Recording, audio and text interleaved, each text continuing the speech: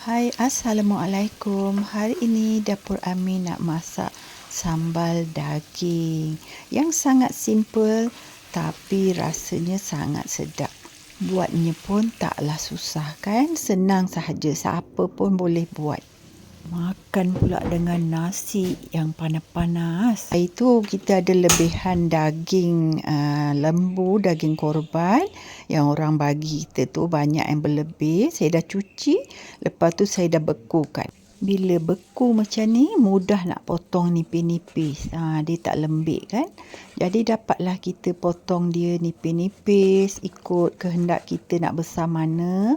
Kita potong semua daging lembu ni macam ni. Sekarang kita panaskan sedikit air dan kita rebus daging ni supaya dia empuk.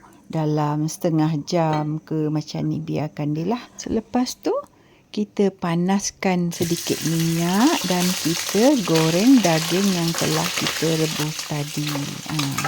Kita goreng untuk bagi dia garing sikit lah ya. Kita goreng sekejap sahaja.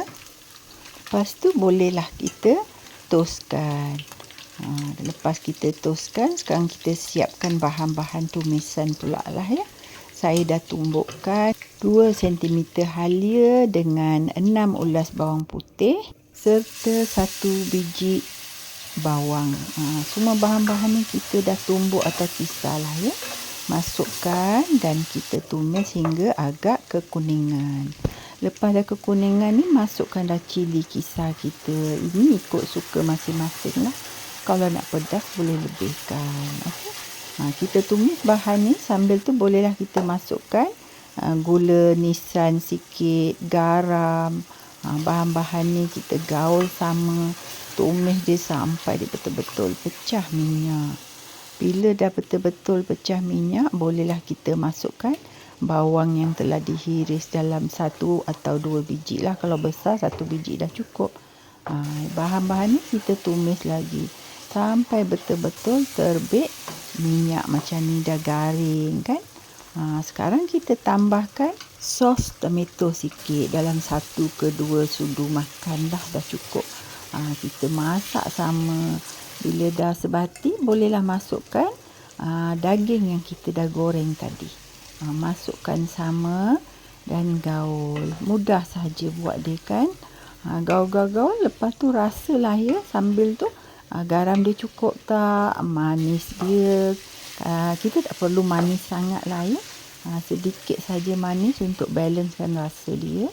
Bila dah sebati macam ni, bolehlah kita tambahkan bawang Holland 1 biji atau 2 biji ikut suka masing-masing lah. Sebab bawang Holland ni akan bagi dia rasa lebih manis dan sedap.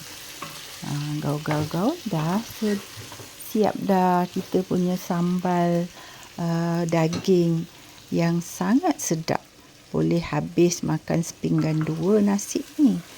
Potong ulam-ulam dah cukup dah. Puan-puan boleh cubalah ya. Resipi yang sangat simple dari dapur Ami kali ini. Sehingga bertemu lagi. Assalamualaikum.